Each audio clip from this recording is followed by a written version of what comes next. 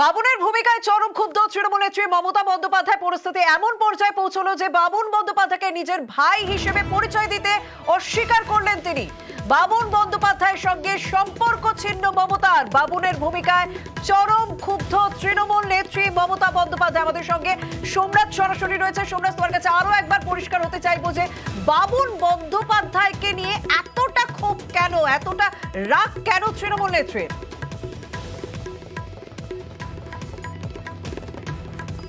দেখো, বাবুন বন্দ্যোপাধ্যায় নিয়ে একটা খবর উঠে আসছিল যে তিনি হাওড়া থেকে নির্দল হয়ে প্রতিদ্বন্দ্বিতা করবেন, তেমনটাই খবর উঠে আসছিল। এবং তারপরেই মমতা বন্দ্যোপাধ্যায়ের কাছে এই বিষয় সম্পর্কে জানতে চাওয়া হয় এবং তার উত্তরেই মমতা বন্দ্যোপাধ্যায় একটা বিষয় স্পষ্ট করে দিলেন যে বাবুন বন্দ্যোপাধ্যায়ের সঙ্গে তার কোনো সম্পর্ক নেই, তিনি ভাই হিসাবে মানেন না বাবুন বন্দ্যোপাধ্যায়কে। তার পরিবারে 32 জন সদস্য রয়েছে, কিন্তু কোনো সদস্য এইরকম কোনো কাজ করেন না, পরিবারের সবাই মিলেমিশে থাকে।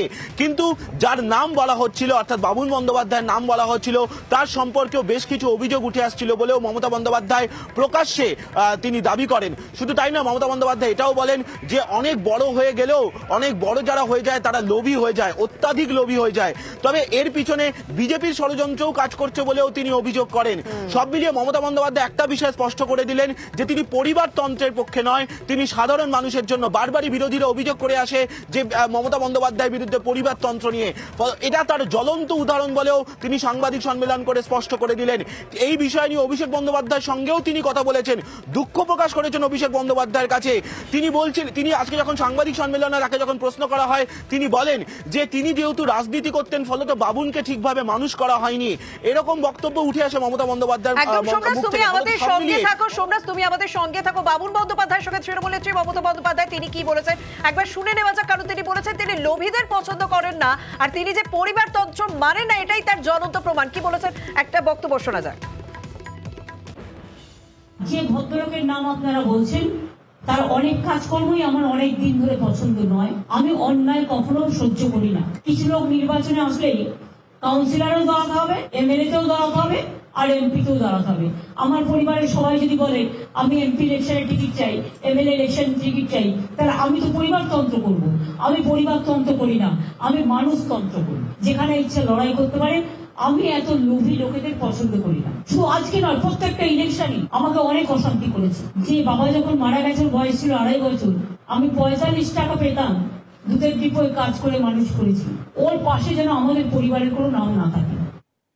সোমরাজ, একটা বিষয় পরিষ্কার যে তিনি বলছেন যে তিনি পরিবারতন্ত্র মানেন না এবং তিনি লোভীদের পছন্দ করেন না এবং মানুষের পরিবারই তার পরিবার। তৃণমূল নেত্রীর সেটা স্পষ্ট বক্তব্য। কিন্তু আরো একটা বক্তব্য স্পষ্ট যে বাবুন বন্দ্যোপাধ্যায়ের সঙ্গে বেশ কয়েকদিন ধরেই একটা সমস্যা কোথাও চলছিল, বেশ কয়েকদিন ধরে তাকে সমস্যায় ফেলছিল এই বাবুন বন্দ্যোপাধ্যায়, এটাও তিনি বললেন। সেক্ষেত্রে এই বাবুন বন্দ্যোপাধ্যায়ের প্রতি এতটা রাগ ক্ষোভ হঠাৎ করে আজ প্রকাশ্যে কেন বলতে হলো তৃণমূল নেত্রীকে?